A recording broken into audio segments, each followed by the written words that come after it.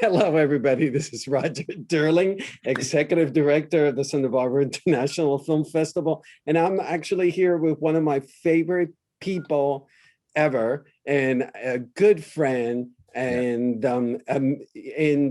Tim Matheson, who's had a very successful and multifaceted career as an actor, producer, director. He's worked with Steven Spielberg, Frank Darabont, and Aaron Sorkin, amongst other great directors. And as a director himself, he's done features and episodes of iconic TV shows such as The West Wing, Criminal Minds, Suits, Burn Notice, and currently Virgin River, and amongst others. He's had a very lengthy career, which started in the 60s. And speaking of the 60s, let's look at a clip of a film that one of his first feature, Yours, Mine, and Ours, from 1968, starring Henry Fonda and Lucille Ball. Here we go. Michael Francis Beardsley, do you... Yes, sir, I do. I haven't asked the question yet. Well, I have to leave for Camp Pendleton in an hour, and I was trying to speed things up. Besides, it doesn't matter much what this court does. You see, we held our own meeting yesterday, and if you're interested in democracy, Helen North Beardsley was unanimously elected our mother. For life. 3 cheers for Helen North Beardsley.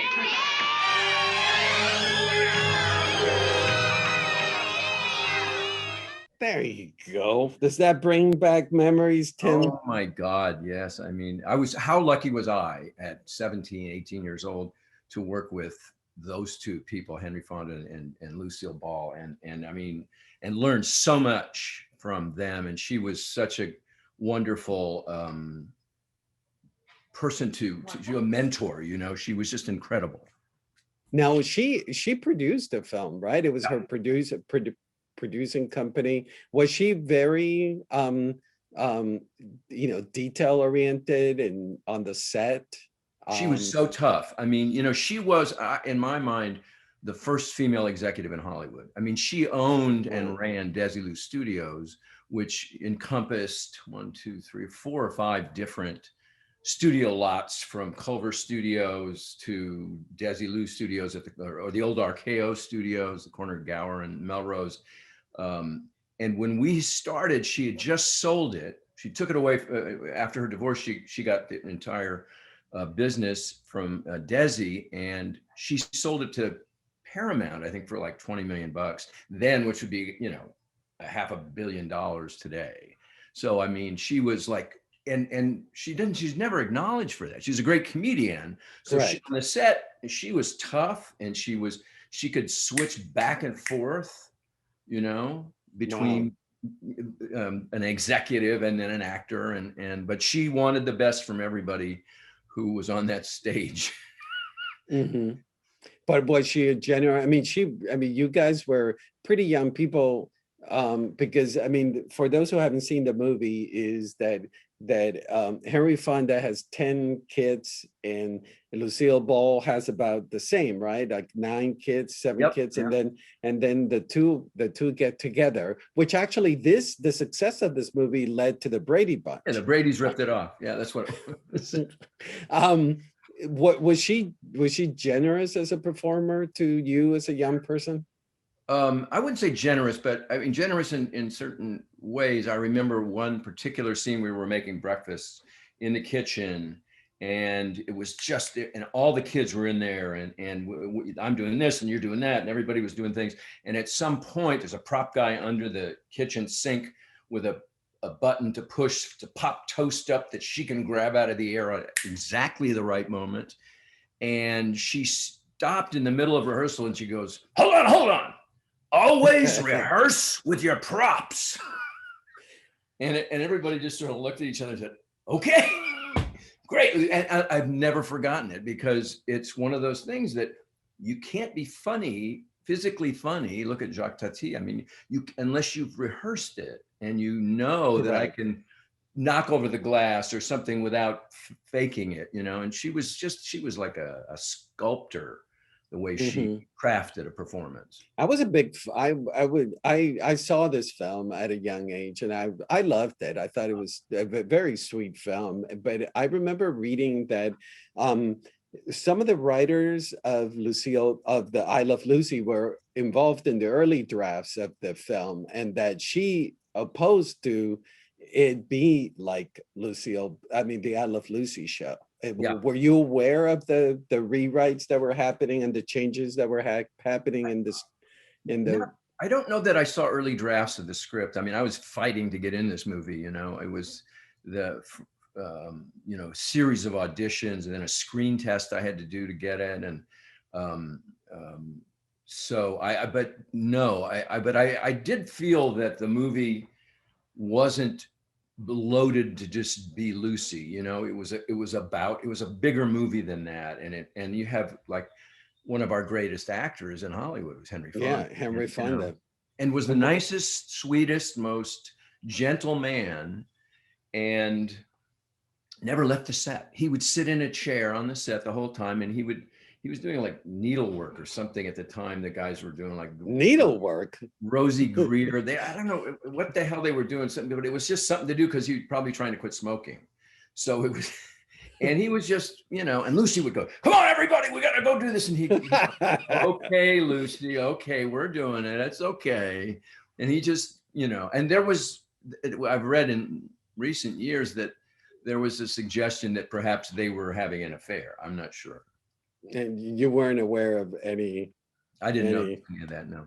Well, the movie was actually, it wasn't that well received by critics, but it was a huge financial success. The film made a lot of money. Now, but before that, Tim, you had been working at a very young age. I mean, you started working in when you were 13, right?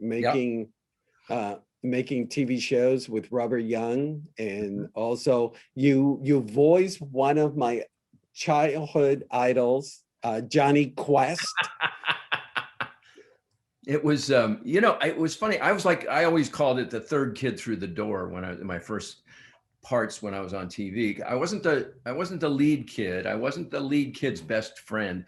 I was the guy that would go, yeah, that's what you know. It would just have I'd throw in 2 or 3 lines until I could build up, you know, enough credits to get maybe the second guy through the door. Then I got to be the lead kid. But Johnny Quest was like, I was 15 when I auditioned for that. My mother had to drive me to the audition.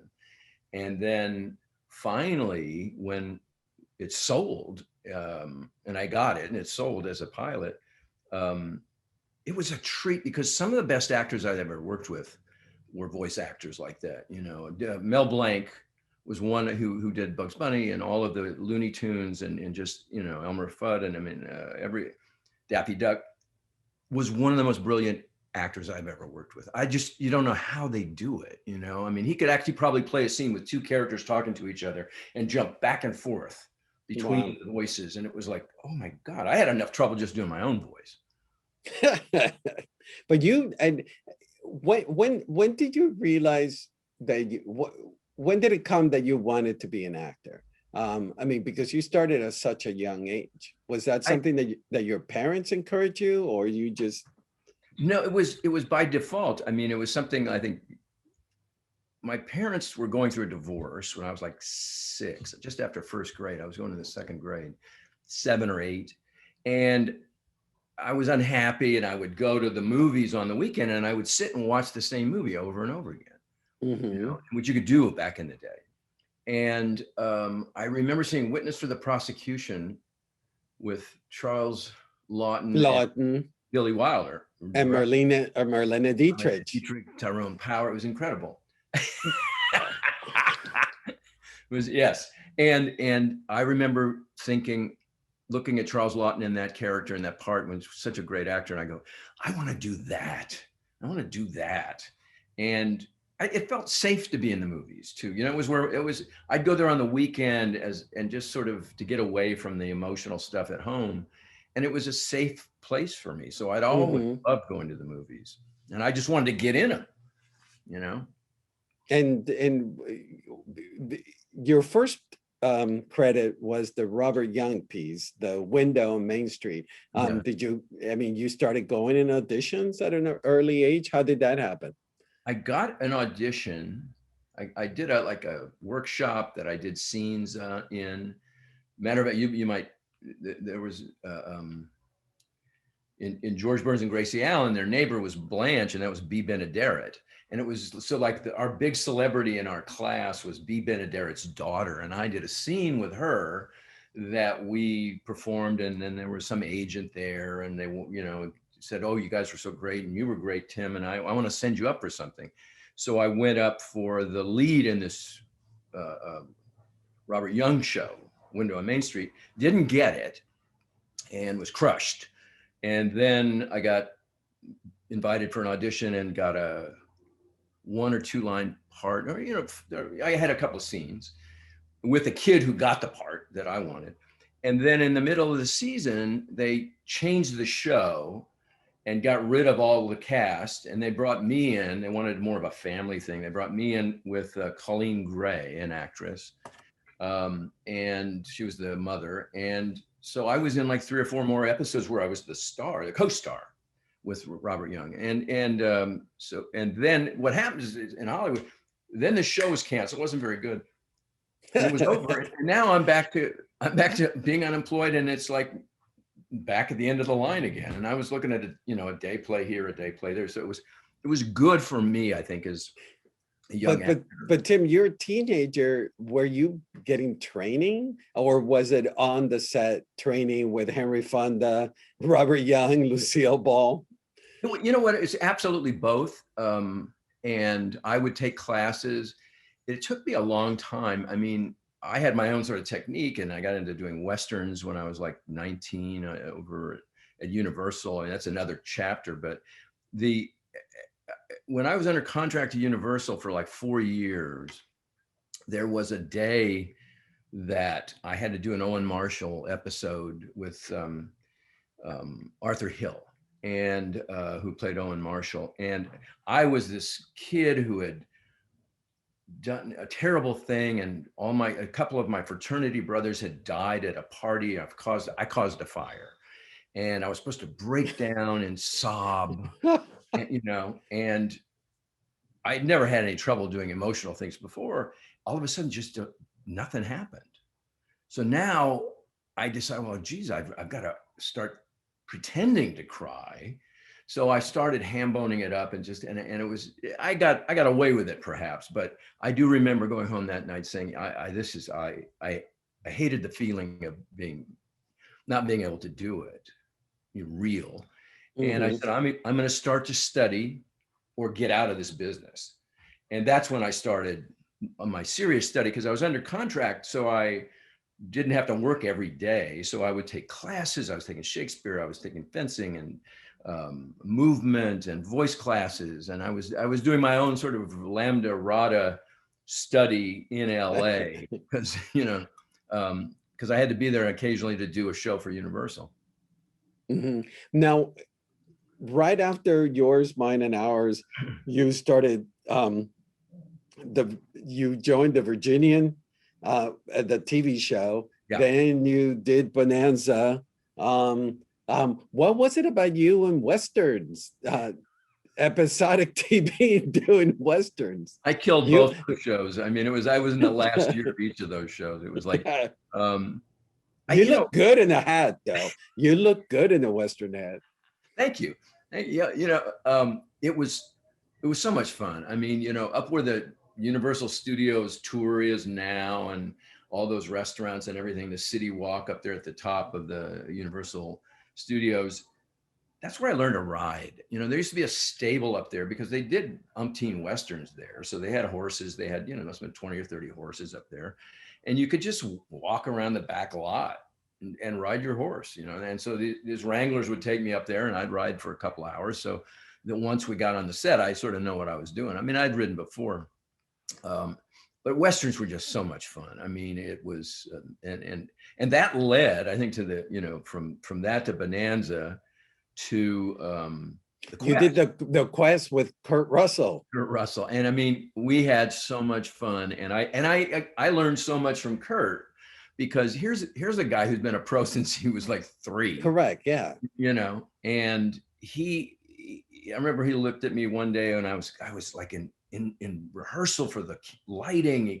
I was acting, and he said, you know, you're going to just burn yourself out if you work this hard. And because we're going to do 15 episodes of this show, you know, so you should just save it until the camera's rolling. And then, you know, and it was like, oh yeah. Because I was like rehearsing, and he was a real pro. He was a baseball player too. He played minor league baseball. So he approached acting and show business like a ball player, you know, didn't take it too seriously. There's no crying in baseball. You know, he was a good partner to have in that show. You guys both have had this longevity in Hollywood, and having started as child stars, which is, that transition is not an easy thing. Do you guys ever talk about that, the fact that you started so early and have had a similar kind of career, the two of you? He was, you know, Kurt was a bigger star. He was a star at Disney, you know, and so he had tasted that, and then, but that's when he became a ball player. He just walked away from it, you know, when he was in that, he was a kid star and then teenage star, and then he wasn't working so much, so he wanted to play ball. And he and his dad owned a minor league ball team up in I believe it was Seattle, and he played until he hurt his shoulder or something. And then he came back to acting, but he just was like, you know, I think he had enough money that he didn't care whether he worked or not. He liked to ski, and, you know, and he had a place in Aspen. And so he had a real great perspective of it. It wasn't all about, everything wasn't about your career and Hollywood and all that. So that taught me a great lesson. And what has been because you've, as I mentioned, you've had quite a longevity. No matter what decade you've remained relevant, you've remained working. What do you think has been the key to that success?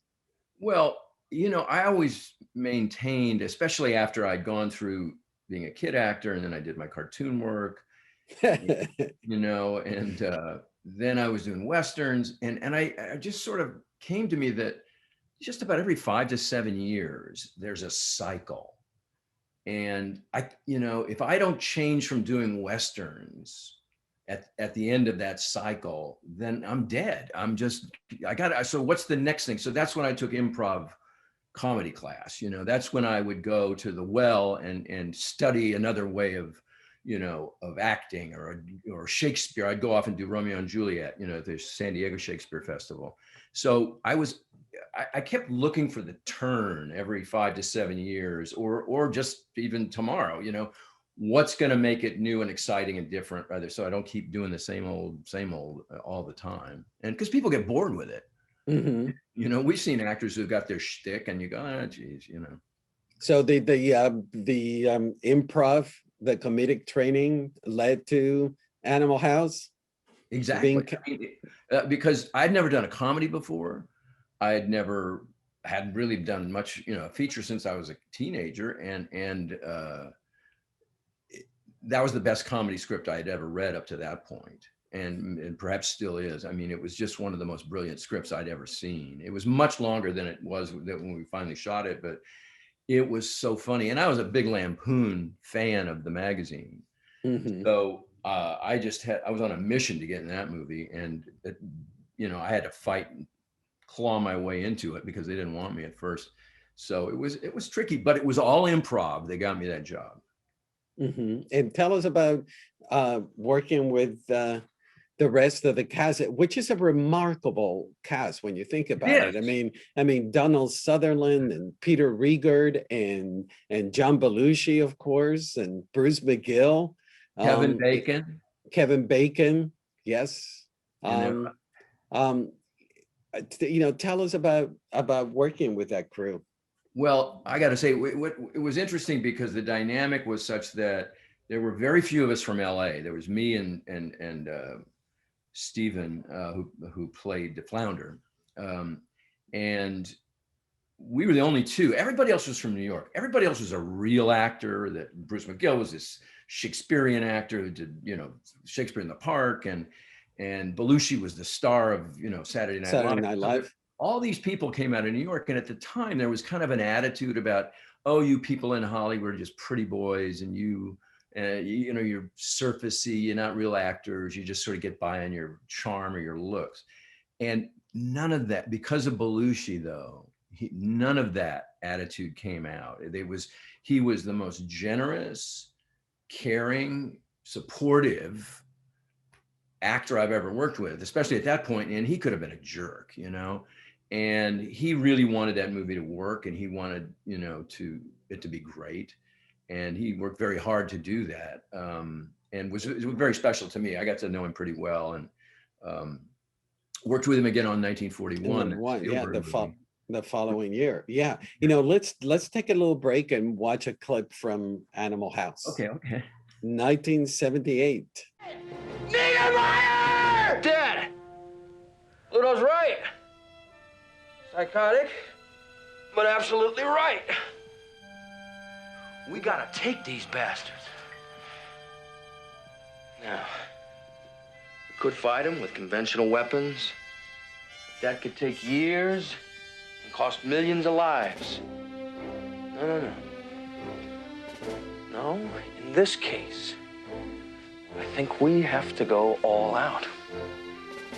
I think this situation absolutely requires a really futile and stupid gesture be done on somebody's part. We're just the guys to do it.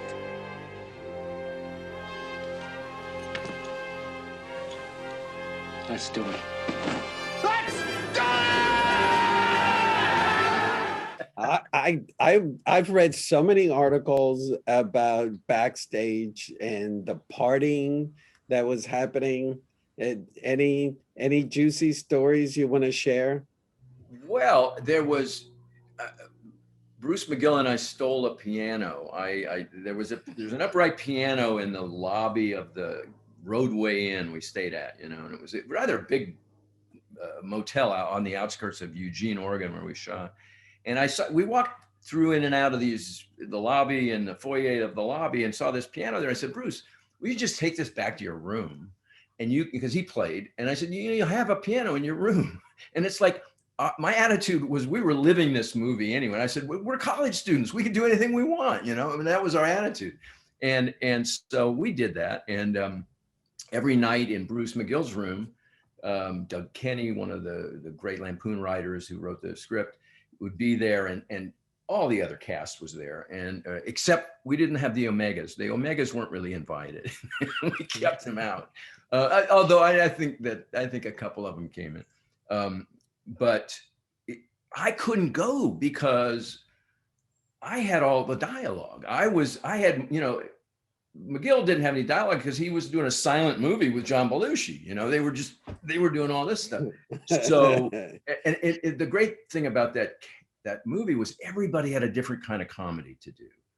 I was more like Cary Grant and kind of like repartee, and then Peter Riegert was sort of Groucho, and with Karen Allen and Tommy Holtz and Flounder were Laurel and Hardy, so everybody had their own special kind of comedy to do, and mine just wouldn't let me stay up and party all night. So Belushi, I remember, stopped in my room one time, and he looked, and I brought my bike up, and I had my slant board so I could do sit-ups and work on my abs, and he goes, "Oh, Jesus, Matheson, this is too much."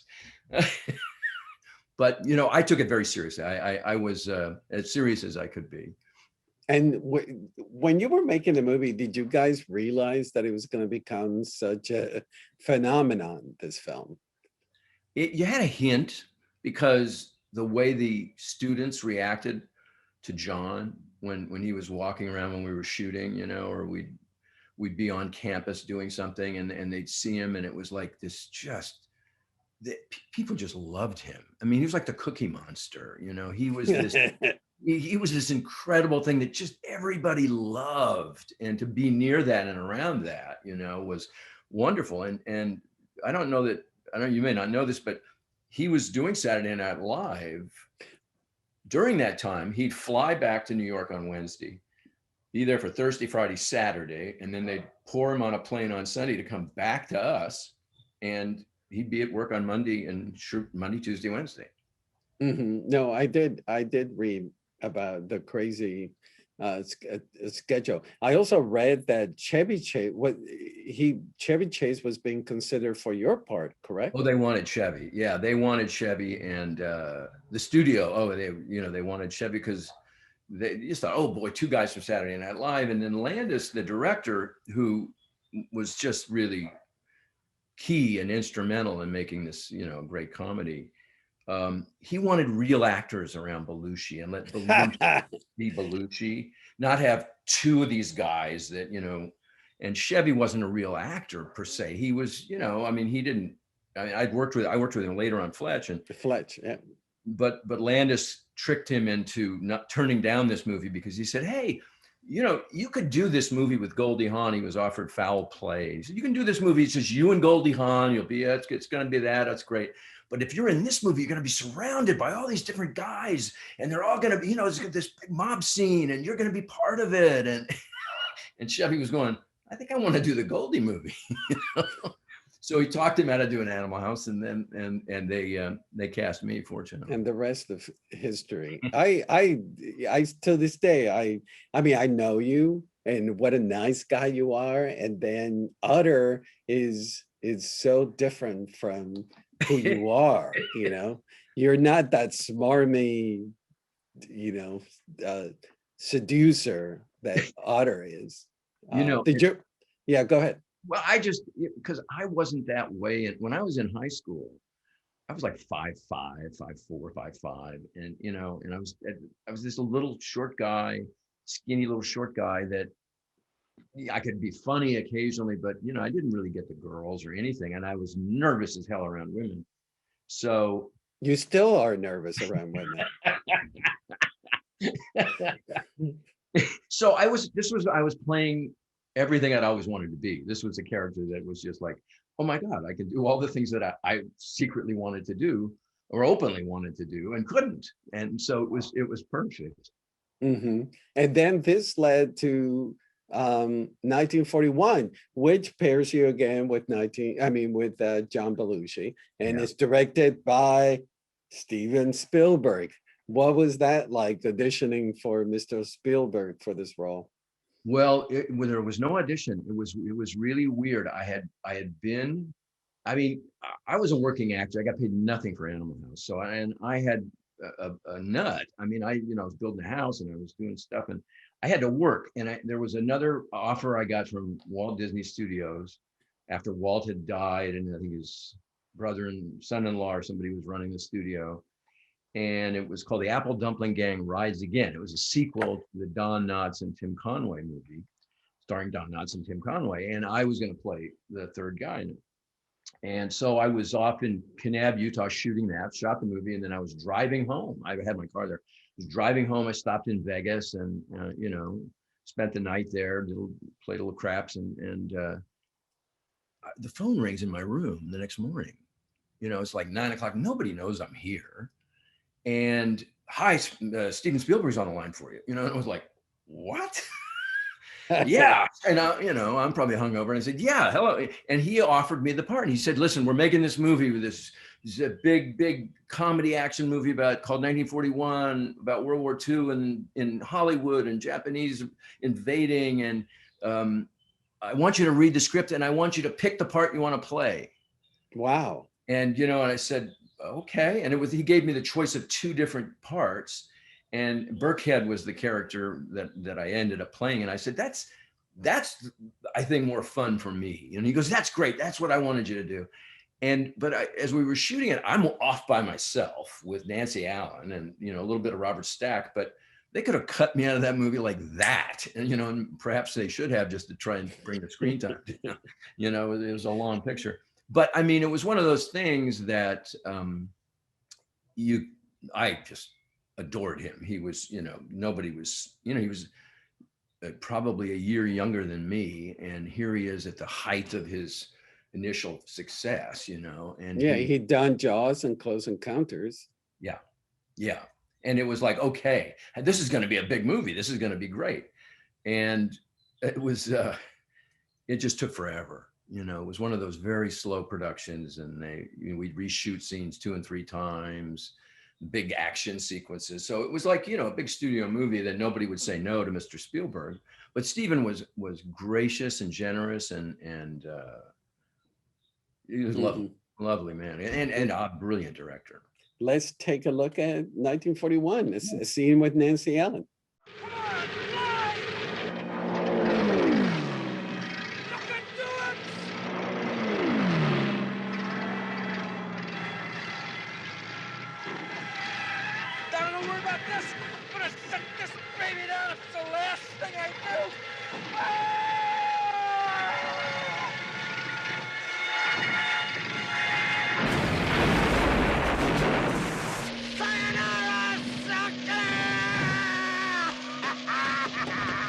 Donna, you okay? Donna. Where are we? Where's the door? Ah! Ah!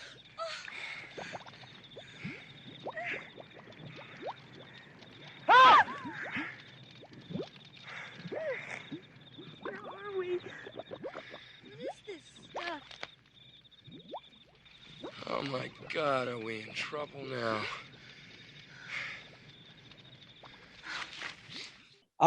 I remember seeing it, and the tone of the film was off. And then I guess it was re-edited again a few years later, and the film works. It's a fun ride.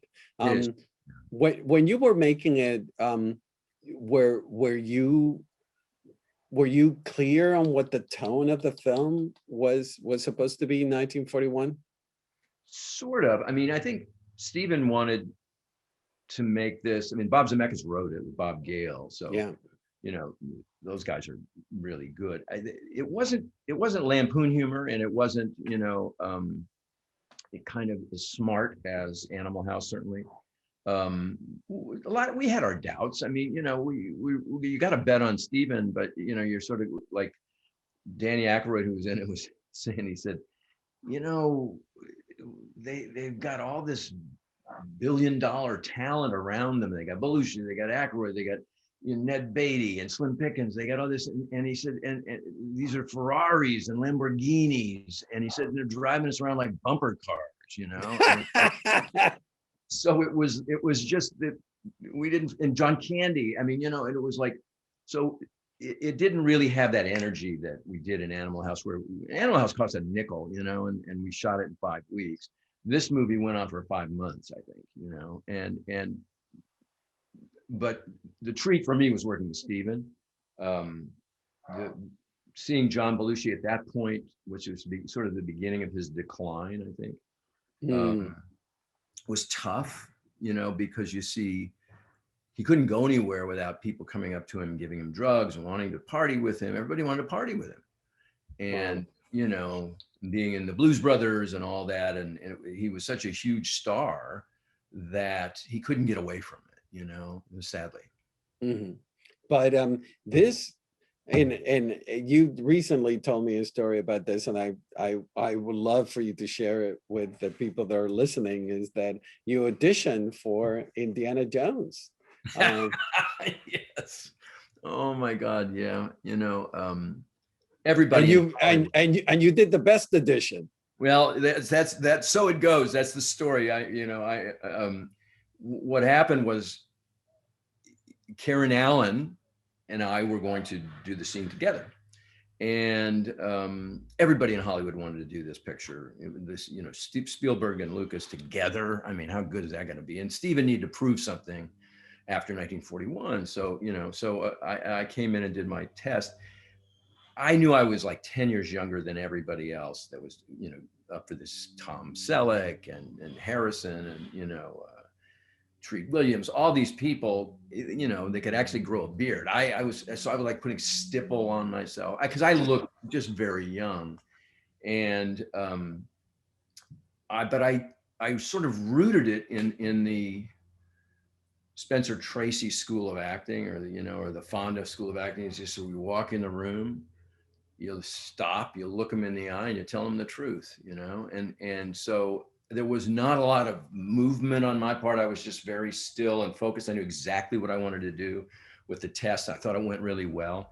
And then I got a call, I think 2 weeks later, a week or two later, that I wasn't going to get it, that they were going to go in with Harrison, and, but George Lucas wanted to see me. And I was doing a play downtown in LA, Division Street at the Mark Taper Forum. And on my way to rehearsal, I stopped by to see George, and he was in a little studio office nearby Universal. And he said, I just wanted to tell you, you did the best test of all the tests we did. It was wonderful. It's just, you're too young. And I said, oh, I said, well, don't worry about it, George. We'll work together again. Like an idiot, I'm not saying. And I wish I had, I mean, he's one of our geniuses, and but it was very sweet of him to do that. He didn't have to. It was very classy. Yeah, I mean, very classy. And he was very shy. He was so shy. Well, Harrison Ford is getting all hurt doing Indiana, the new version. You can, once you call and say, hey guys, I'm his younger brother. That's right. You can slip in. That's but coincidentally, you did a little sex with the future Mrs. Steven Spielberg. Sure. Yeah. It was that was a fun movie, a little sex. It was a sweet movie, yeah. But in 1983, you were cast opposite Anne Bancroft and Mel Brooks, and To Be or Not to Be, written and directed by Mel Brooks, and it's a remake of the Ernst Lubitsch film by the same title. Tell us about where. I love this production, by the way. A lot of people compare the two. I think it's apples and oranges. Ernst Lubitsch is very contained, and this is very farcical and very broad. It's a fun movie, To Be or Not to Be. Chris Lloyd's in it, and Jose Ferrer, and Ferrer is in it. Charlie Durning. I mean, Estelle Reiner, Carl's wife. But what was it like? Because it is very broad, and Anne Bancroft is delicious as this. I mean, she's very big in it. What was it like? Working with this style of comedy with Mel Brooks and Anne Bancroft, and it was the first time, FYI, that for those who are listening, it was the first time that Anne and Mel did a movie together as well. Yeah, she was a dream to work with. She couldn't have been. I mean, I was a huge fan of hers, from The Miracle Worker and to The Graduate. I mean, and she was one of the best actresses in the world. And Mel is the funniest man and the most brilliant and funniest man on 2 feet. And to be in their proximity throughout this, and to see him handling it. And he was supposedly just acting. There was another gentleman who was a choreographer who was directing it, Alan, I forget his last name, but Mel was essentially micromanaging everything. But Anne was, she was this Italian lady from the Bronx or from Jersey. And she was tough. She came from a tough Italian family. So she could stand up to Mel. And nobody knew this, and oftentimes she said, what, Anne Bancroft? A guy came up to her party and said, and there's Mel over there, and she's talking to this guy, and he says, Anne Bancroft with Mel Brooks, you're this refined, beautiful theater actress and brilliant dramatic actress, Oscar winner. What are you doing with him? What are you doing with Mel Brooks? And she said, hey, Mel, he wants to know what I'm doing with you. Show him, Mel. Indicating his crotch. Oh my God. She was the best. I mean, you wouldn't think she'd go there, and she always went there. She was just fabulous. Well, let's take a look at To Be or Not to Be. I love the scene, by the way, that we're going to play. The timing and the banter is fantastic. All right, you. Talk and talk fast. Who the hell are you? Andre. Your voice. Andre. Oh, no. Andre, wait a minute. What is Andre doing in my robe in my bed? Seletsky's here. Where? Who's Seletsky? Seletsky here already? How? He came by plane. Are you sure? I was just with him in his hotel suite. What? And I'm going back there to have dinner with him. Good. Good. Who are you? Sabinsky. Sabinsky? Then who's Selinsky? Seletsky. He's a spy. I heard him talking with Earhart on the phone. Earhart? Yes, he's the head of the Gestapo. The Gestapo? You were right. Seletsky's got that list, and he's taking it to Gestapo headquarters tomorrow morning, maybe even tonight.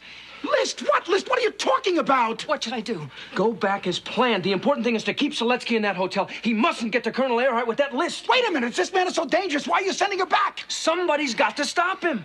Wait a minute. Now, look, Seletsky and Earhart have never met. If we could find somebody to play Colonel Earhart. A good actor. A great actor. A dead actor. Don't look at me. Don't look at me. Look at me. How did that take rehearsal to get all that timing? God knows. Yeah. And Mel would do 17 takes and stop after each one and look at it on a playback. And we would, frustratingly, he'd say print 1, 2, and 17. Like the first takes were always the best, but I hadn't seen that in a while. That's great writing, and it's all it's a one shot, and that's the way comedy plays when it's without cuts, because it's just there's pace. It's people bouncing off, and you see actors really doing that together, and it's very impressive, Yeah, I as I said earlier, I love this film, and a lot of people are comparing it too much to Lubitsch. Yeah. But it is apples and oranges. As one is it's more contained, and and this is broad, and I love it. I absolutely. And I don't get me wrong, I'm a huge fan of the first one, but I love seeing both of them. That's a good point, though. Thank you. I'm glad to hear you say that. Yeah. And for those who haven't seen it, go seek both of them. It's an outrageous plot. Is this horrible group of actors that are trying to stop this German plot in Poland. And they infiltrate, they start performing, they pretend to be the Germans. The Nazis, yeah. I have a picture somewhere of me in that uniform, in a Nazi uniform, because I was undercover too going in there. I've never shown it. I've never ever brought it out. It's like you don't want that picture out there anywhere. No. But I love the Mel Brooks coming out and saying to be or not to be, and you get up every time. You interrupt his performance to go backstage and meet Anne Bancroft. Yeah, it's well, I mean, my favorite scene, or one of my favorite scenes, was I had a bedroom scene with Mel Brooks. I mean, we slept together, and he was I'm thinking it's her, and he's thinking it's his wife, and he's cuddling me, and it was like a case of mistaken identity, obviously, but it was just, I mean, every day was a treat to work with those people, yeah, he's still special. I mean, he's do you still keep in touch with him? I've talked to him a couple of times. We did a sort of a behind the scenes. I'll tell you what he did do that was the absolute most incredible thing I ever saw a producer do, or an actor or anybody do. He had an incredible rap party afterwards at Fox. We shot this movie, and he had all these little stations set up where there was oysters over here, maybe caviar over there, and there's Italian food over here, and what steaks over there. It was just the best of the best, and the whole cast and crew is milling around into their families, and everybody's there. And Mel gets up and he says, "I want to thank all of you," and he goes into this speech and thanks every member of the cast and the crew by name and by position, what job they did, and he'd say, "Yeah, he's the key grip," and then what that is, he's not, and then he would make a joke out of it. But when he got to me, he said, "Tim Matheson. I want to thank Tim Matheson for this. He's a handsome, look at him. He's a handsome young actor. He's like, look, he's gorgeous. What is it? It's this guy here." He said, "I just want to thank you for not fucking my wife." I mean, it's just, but every member of the cast and crew got something like that. And it's like with Don Rickles. It's like, if you don't insult me, I must not be important. So, Exactly. I mean, oh. The best. So after this, you did a few comedies. I have clips for it, but you know, we don't need to dwell on them. You did Up the Creek. You did Fletch with Chevy Chase. And then you worked with Frank Darabont in one of these films that I can't get enough of. It's Buried Alive. And the premise is that you're buried alive. It is a classic. I love this film. Whenever it's, you know, it's quite a lot on cable. And whenever it's on cable, I have to watch it. So let's take and directed by Frank Darabont, who will go on to do Shawshank Redemption and The Green Mile. So let's take a look at Tim Matheson in Buried Alive. I want to propose a toast. What? A toast. Sweetheart, you know, I had some wine earlier and I'm just not feeling very well. Joanna, just toast with me, please. Come on. Yeah.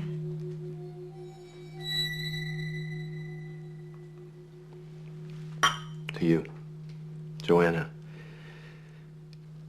Every time I look at you, I don't know how I got so lucky.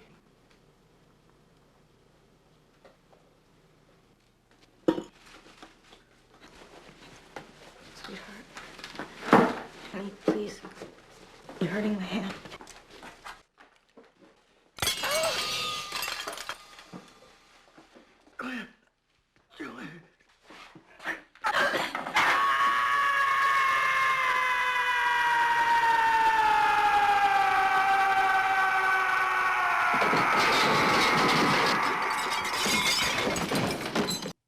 You do a lot of screaming in this film. Yeah, then I don't talk for about 45 minutes, you know. Frank was amazing. I mean, this is the first thing he directed, and Jennifer Jason Leigh and Bill Atherton were in it, and it was very femme fatale, and she was tricking this guy, her husband, and she had a boyfriend who was a doctor, and they were gonna kill him and steal all the money and get all the money from his business.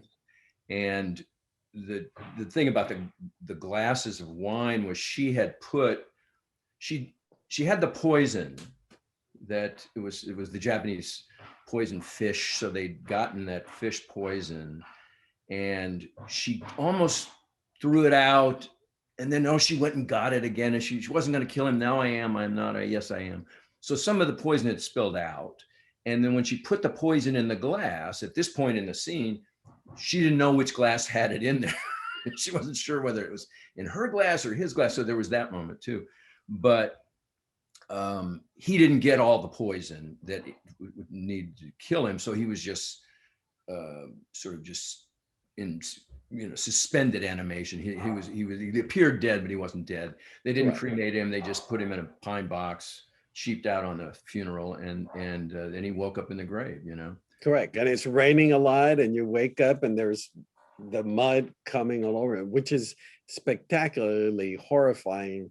It taps into your worst fears because, I mean, the idea of the claustrophobia of waking up in a coffin, which has been, I mean, this film, recently I was watching this film, which actually pretty good on Netflix, called Oxygen.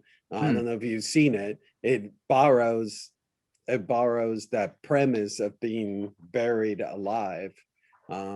It's with Melanie Laurent, and it's 90 minutes. It's taut and nasty, just like this film. And but it's obviously it owes to this original premise by Frank Darabont.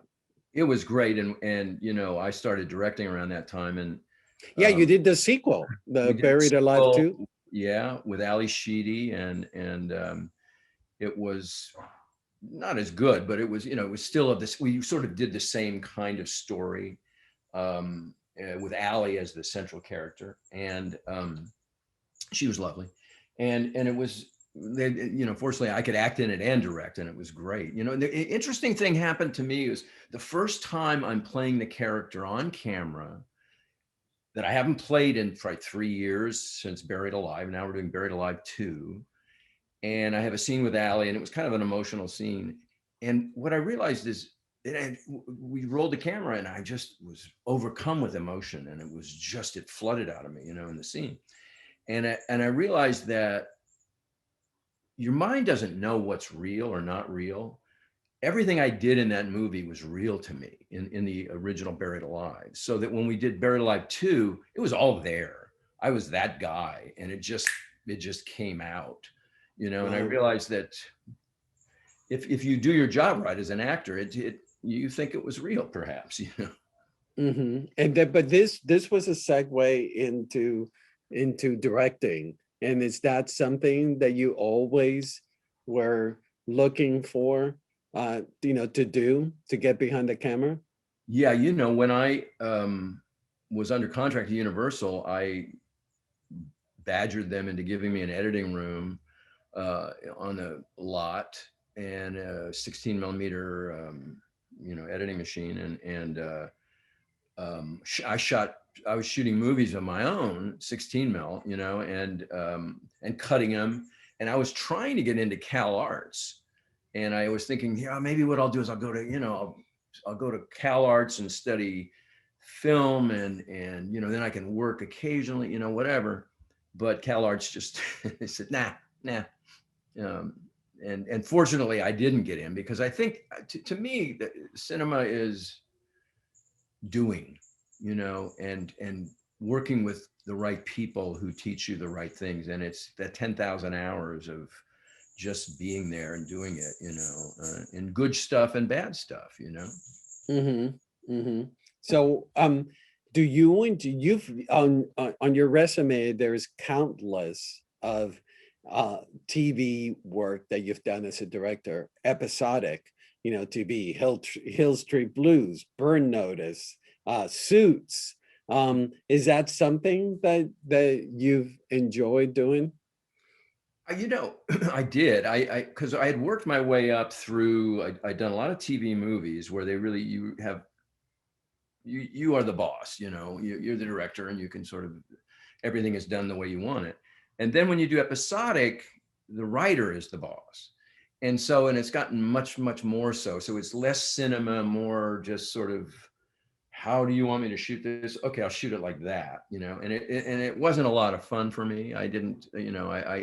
I like the auteur theory of filmmaking a little bit better than episodic. Although I remember I worked with on Criminal Minds, Ed Bernero, who was a former cop from Chicago, and he was the best producer, because he'd just say, you'd have a tone meeting. He said, "What are you gonna do?" And I said, "I'm gonna do this." And he goes, yeah, good luck, do that. It was like one episode more or less of this show, even if you aren't a good director, isn't going to hurt the show. It'll look like an episode of Criminal Minds, and some were better than others.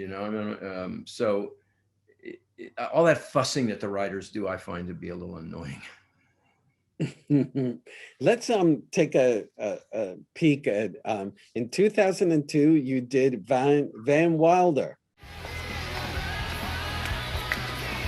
Hey, excuse me. Can you tell me where I might find the raddest fucking dude alive? Yeah, by the pool, Gramps. Hey, I know you, man. Oh. Congratulations.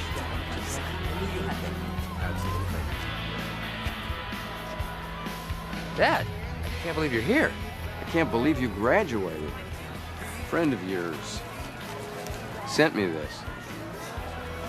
I'm proud of you, man. Graduation or no graduation. Thank you, and I'm sorry that I spent such a buttload of your money for so long.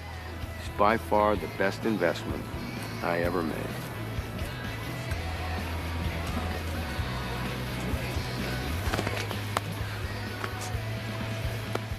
Yeah, and that was Aaron Paul on the floor. That's right. That's right. Yeah. Oh my God. Aaron Paul before Breaking Bad. So clarify the for us, that is supposed to be Otter, right? Yeah, I mean, here's the funny thing. I mean, first off, Ryan Reynolds was brilliant. I mean, he was the sweetest, nicest, hardest working, funniest comedy actor. And he just peppered me with questions about Animal House, about Fletch, and about this, about the Creek and everything. And he was a student of comedy, and he studied it, you know, like he was getting his doctorate. And you can see it in his work. He's really wonderful. Yeah. But those phone commercials are hysterical. But no, they are actually. He's very sweet. I like him a lot. He's great. But what happened was there was a strike coming up in Hollywood, and the actors were going to go on strike. And it was Ed Asner, I think. I don't know. Anyway, the actors were going to go out on strike, and so I just, you know, I had 3 kids, and I lived in Santa Barbara, and I got to pay for this stuff, so that there was this movie that came up, and they offered me the part, and no money, and then we asked for 10 times that much money, and they said no. They went and shot it with somebody else, another actor who played his father. Wow. And then what happened was they found out they could buy the National Lampoon title, National Lampoon's Van Wilder, because the Lampoon had fallen on harder times. And you own National Lampoon for at one point. Yes, I was running it, and that's another story. But so what happened was they found, well, wow, if we can release this as a Lampoon movie with Tim in it, let's get him back here and have him pay the debt. He gave me the money, and it was great. I don't think there was an actor's strike. Everything worked out great, and I got to work with Ryan Reynolds. But no one ever told me it was a Lampoon movie, or I would have asked for 20 times as much money. You know what I mean? It's like, yeah. So that's Hollywood. They just sort of go, oh, we didn't tell you that. Oh, well, you know. But it is supposed to, because in the movie you allude to the fact that you mentioned Dartmouth. Yeah. And so you won't fess that if it's Otter. Well, the real Otter did go to Dartmouth, and Chris Miller, who was one of the authors of the screenplay Animal House, went to Dartmouth, and I think I actually met the guy who I supposedly played. Bob Anderson is his name, and he's an attorney from up in San Francisco, and now a winemaker up in Napa Valley. Mm-hmm. Great. And then the West Wing came your way, which is absolutely phenomenal. You were 2 Emmy nominations for your role as the vice president. Let's take a look at Mr. President, Martin Sheen, and the vice president. I really don't know, sir. You don't know. No, sir. I suppose the concern has more to do with the threat to the Second Amendment. We can't all just agree it's a stupid-ass amendment that was written before there were street lamps, much less police forces, and move on? Sir. There's no need for a citizen militia. I agree with you. Then say so. 40% of Americans have a gun in their home. Only 16% believe gun ownership is an absolute right. Only 9% believe it's an absolute wrong. There's a middle. We can win them. Not when we're running the MS defense, Mr. President. Which we wouldn't have been doing if... If what, sir? Nothing. Sir. You outed me, John. With that trip to Nashua. With the oil companies. You wanted people to start asking questions. I needed to start running because nobody told me that I wasn't. And you announced that I found out on television. So did my wife. This whole thing was mismanaged, sir. Look, it was blown. Yes, it was. Yes, it was. So you mentioned auteur, style that wasn't common on TV, and this is auteur cinema on TV. I mean, and it comes from the writing. Look at the editing of that scene. It has to acquiesce to Aaron Sorkin's dialogue. Was it difficult for you to wrap your head the acting behind his language, which is pure poetry? It is. It's like it's so dense, and you had to realize that when you're on that set, there were 2 script supervisors. Script supervisor is somebody who's there with the script and lets the actors know if they bumped a line or dropped a line or said it wrong, or and writes down everything you do with your hands or the props, and and it's for information for the editor as well. So they had 2 script supervisors, one to do that, and then another one was the dialogue supervisor who made sure and it would correct you on punctuation. She actually, her name was Hillary. She came up to me and she said, "Tim, that is it's a semicolon, not a period." And I went, okay. But for me, it was just a dream come true. And I just to drop in with those people and those wonderful actors, Brad Whitford and Martin and Rob Lowe and Rob Lowe, John Spencer and Allison Janney. Allison Janney was like, she's just was and is brilliant, and Richard Schiff and it just goes on and on. But it was a heady thing because I remember coming to work one day. I was doing something up here in Vancouver and I would fly in and do 5 scenes in one day to get me, through 1 or 2 episodes in the West Wing, and they'd arrange it so I could do it and then get back to where I was working. And I see Allison on the set and I said, "Allison, what are you doing here today? You're not working, are you? You're not on a call sheet." And she goes, "No, I'm rehearsing.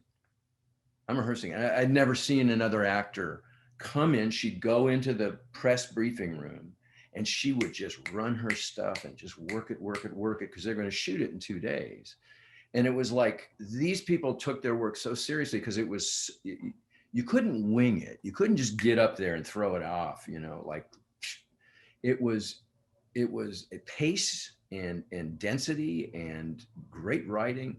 And it was the best work I'd ever done on TV. You were tremendous in it. But were you doing as much rehearsal as the others were doing it? Oh yeah, because if you didn't, a lot of actors would show up on the set and just think it was like, oh, I sort of know it, and I kind of, and then you get into the cauldron of shooting, and every time you missed a word, cut, let's try it again, get that line, and the pressure mounted on those people. And I'd see guest actors who came in and didn't know the routine, didn't rehearse and didn't prep, So when I'd get a script for the West Wing, I would spend as much time as I could, a week or, hour after hour, drilling it, making sure that I knew it cold, so that when no matter what happened in the take, I could go with it, And then Aaron would come up to you, like right before a take, or right before, after rehearsal, and he said, "Here, put this in here. And he'd give you a paragraph to put this in here between these 2 lines." And I said, "Okay." And it was great dialogue. So you go, "Okay," and so you tape it in there. It was very, very challenging, but they were the best performers, actors I'd worked with on television. And well-deservedly, you got 2 Emmy nominations. And, I know that people don't do things for awards or recognition, but how did it feel? I mean, you've had such a lengthy career that should have gotten more appreciation along the way. But you finally get 2 Emmy nominations. How did that feel for you? Well, it was pretty exciting. I mean, the first one, because it was out of nowhere. You don't know what's going on with the Emmys, and I didn't even know it was the Emmy day. And I had stayed at the airport hotel with my son Cooper, who was probably 7 or 8, and we were flying. We're getting the next morning on a 7 o'clock plane or an 8 o'clock plane and flying to go skiing, I think it was, or something. We're going somewhere, and as I'm riding in the little trolley, the bus from the hotel over to the airport, my phone rings, and they said, "You got nominated. You got nominated." It was the press. It was my PR people, and it was like, oh my God. And I'm telling Cooper, just, what the heck? That was one of the more exciting things, And then I learned that once your once your award category is over, and if you haven't won, you leave. You don't stick around for the party, because the party is only people who with Emmys in their hand walking around. You know, those are the only people that go to the party.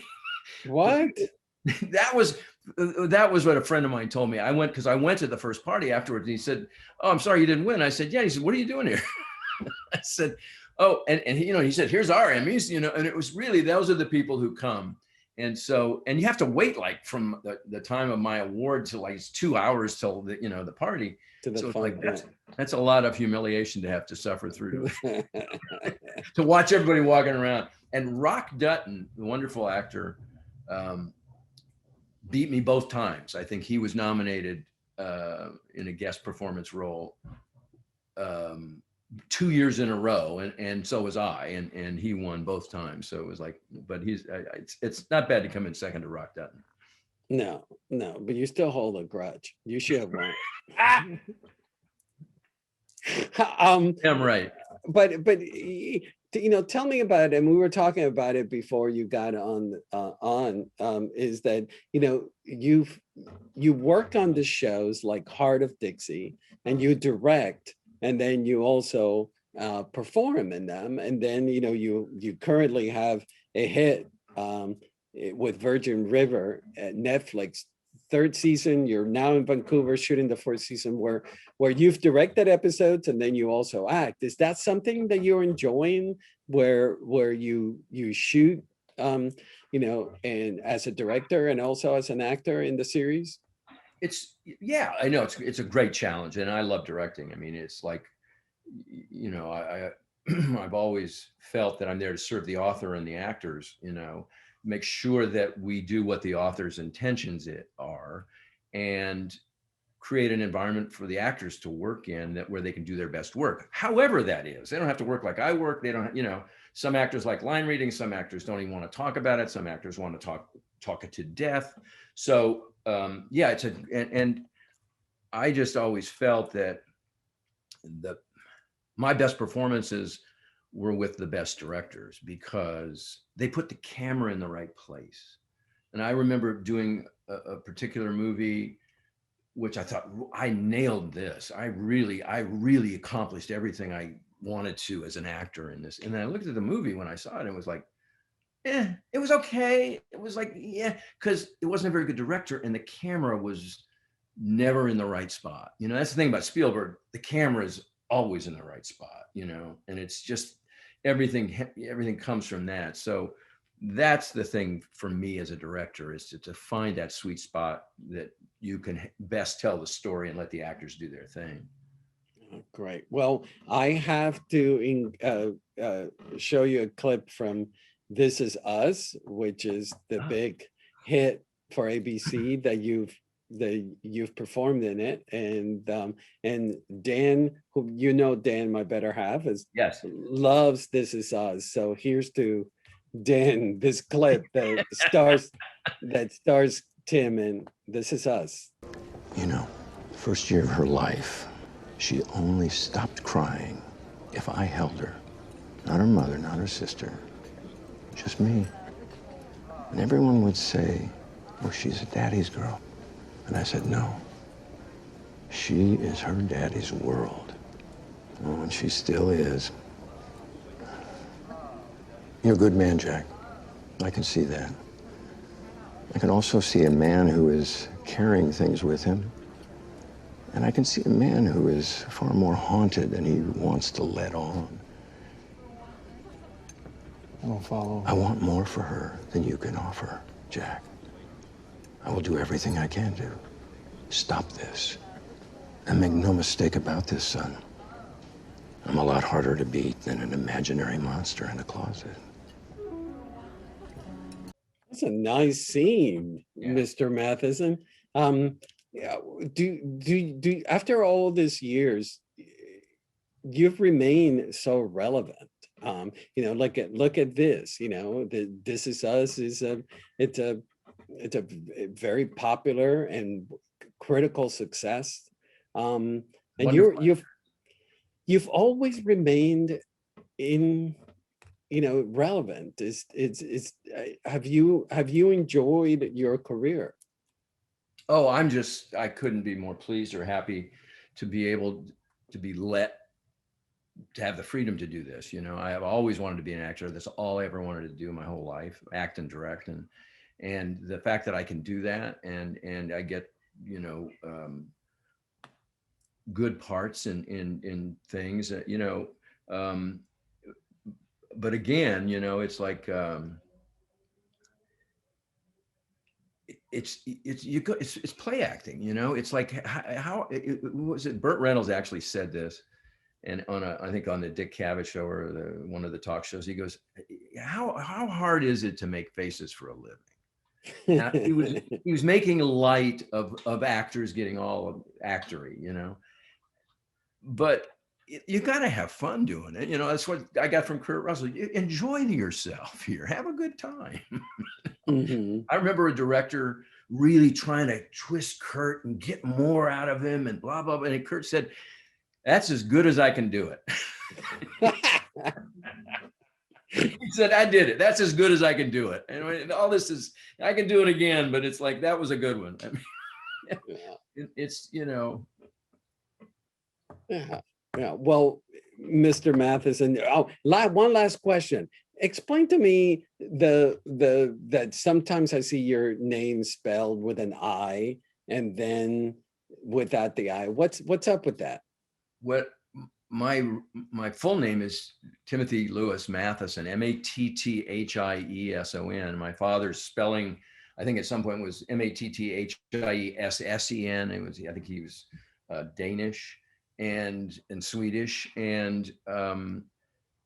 but every time I did a part when I was a kid actor, I didn't change it until I was probably like 16 or 17, and nobody would ever say my name right, Matheson, and they would always spell it wrong in the credits, and it was making me crazy. I said, how could they get my name wrong in the credits? And it kept happening and happening. So I finally just said, I'm going to drop the I and a T and just make it Matheson. And I think there was a guy named Don Matheson who was around at the time. And I said, yeah, I'm going to do that. That's simpler. And they can say it then. So that's why there's two different ways of doing it. But I never had it changed legally. It's just, it's my also known as. Very good. Well, my friend Tim, we've been talking for an hour and 45 minutes. Oh my God, Roger! This is we breezed through parts that